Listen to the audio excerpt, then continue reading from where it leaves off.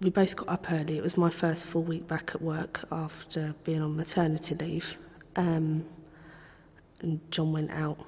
I then got myself and the baby ready, took her to nursery and went into work. I'd probably been there about 5 minutes when a police officer turned up and asked me to go with them and said John had been attacked. We then went to the hospital, and that's where I was sat down and told the bad news. My husband was murdered by the undercar booby trap bomb that the IRA had planted under his car.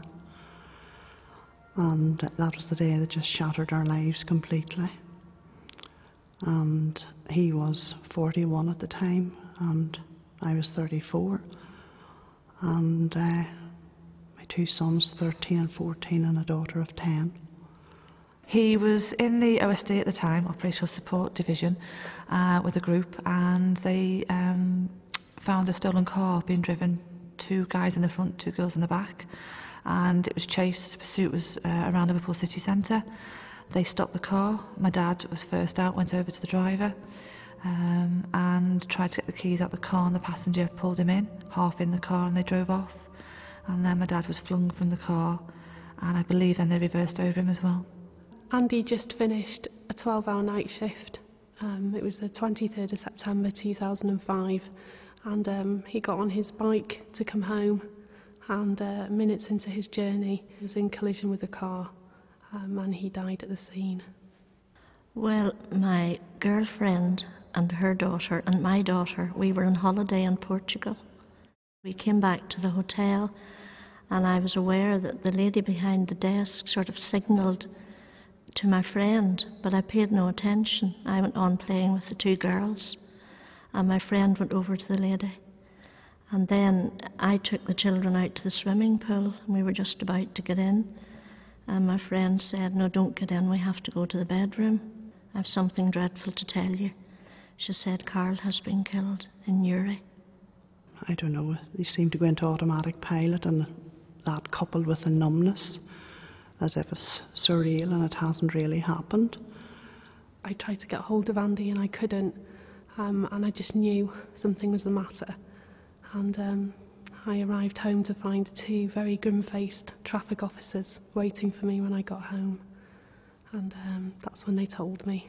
For some reason I kept thinking it was only a minor incident and he wasn't really injured, and I expected that everything would be okay, when the reality was that he was already dead before I was able to get home. When we arrived back in Belfast, we came up, but we just lived quite near the airport, and we came up and the coffin was just being wheeled in. So that was that. It was dreadful. Dreadful. Well, he was only 19, you know, he was only a child. They were only 3 and 4, so I had to tell them in the simplest way that I could that Daddy wasn't going to come home anymore. So that was very difficult. She was only 11 months and she wouldn't have understood. But she's one of those children who seems to be born with the wisdom of an old lady. And I can't really pinpoint how, but there were certain points where I felt she sort of understood, obviously to a point, but that something had happened and Daddy wasn't there. This was a crucial time in their lives. And I mean, the children were wonderful, and I suppose supported each other, and I in turn, and they supported me. And somehow we've got to where we are today.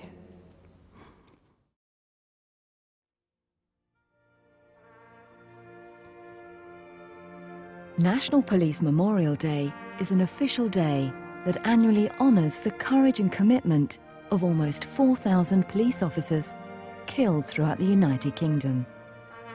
On average, 1 officer per month is lost, often in brutal circumstances. Their ultimate sacrifice is worthy of recognition with a dignified and sensitive service of remembrance.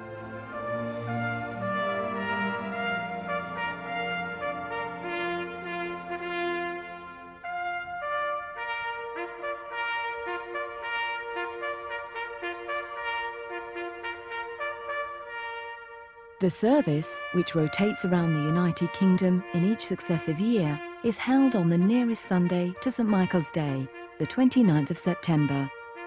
His Royal Highness the Prince of Wales agreed to be our patron, an indication of the magnitude of this long overdue day. We were told about the National Police Memorial Day and asked if we would be interested in going along in the September, which we did. John's name was going to be read out and he was going to be honoured, and he was my husband and Maggie's dad, so we were going to be there to honour him. I received a newsletter from my police federation from Memorial Day. I just didn't know it existed before I lost Andy, so I was grateful really to receive that, and we made a decision that we'd attend the next year. I feel that it's very important that these officers are never forgotten. You know, I think it's very easy when these disasters happen that, you know, through years they just disappear from one's memory. But I feel that these services are really lovely, and you're with people, very many of them in the same position, and you know that everybody in that service feels for you or they wouldn't go. Initially you are sad because all the memories come flooding back, and you know, you just realise exactly what's happened to so many others. At the end of the day, nobody likes to think it's going to happen to them, but it happened to me, and I've had to live with the consequences, and it's only because of people like Joe, who set up Police Memorial Day, that's helped us as a family get through the trauma that we've experienced. You're carried almost on this wave of surrealism, and then after the funeral and people sort of stop calling, and you're really left on your own to pick up the pieces and make sure that the family are okay and take second place yourself. Well, the first service was in St Paul's Cathedral, and I mean, it was just a wonderful event to realise that this was a day set aside for the whole country to remember and to just stop and think. It was very sad. It was very soon after it had happened, but it was also quite uplifting and beautiful, and it showed you as well that you weren't the only person in that position. It's a very emotional day. I mean, it's so happy in a way because I've come to celebrate what Andy was, and I've come to see all my friends that I've made here and everything, but it's really sad as well, and you know, it is very emotional, but I'm so proud and I burst with pride, you know, to be able to be here on Andy's behalf, really. Whilst me and my family and others like me, we don't need a particular day or memorial service or remembrance service to remember our loved ones, it's still wonderful that there is this day now set aside for the public and the wider police family at large to just stop and think and acknowledge the huge loss and the immense void that has been left in our lives. As the widow of a fallen officer who has a young child who's lost her father, it's something that brings people together and remembers all those officers who gave their lives.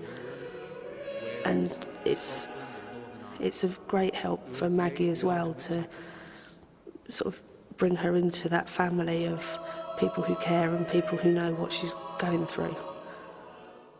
They've all been really heart-lifting experiences, and beautiful buildings and beautiful music, and they're just lovely. I think it was important for my little boys as well to realise that Daddy was going to be remembered. We have Remembrance Day for members of the armed forces, so it's just really nice that somebody has taken the time to set this up. It doesn't matter what service they've got in, it doesn't matter how they were killed, how they died, but it's for them and they shouldn't be forgotten. You come away from the service realising that you're not on your own, that you're one of many, and as each year passes you think, well, that's another year. And it is uplifting just to meet with people who have similar experiences and you know, meet up with new friends and make new friends and acquaintances. It's a real police family day, and it's wonderful to feel that surge of support, really. We will remember them. I felt that it was an important thing to remember officers who've obviously heroically made the ultimate sacrifice. You know, it's nice to be always part of the police family.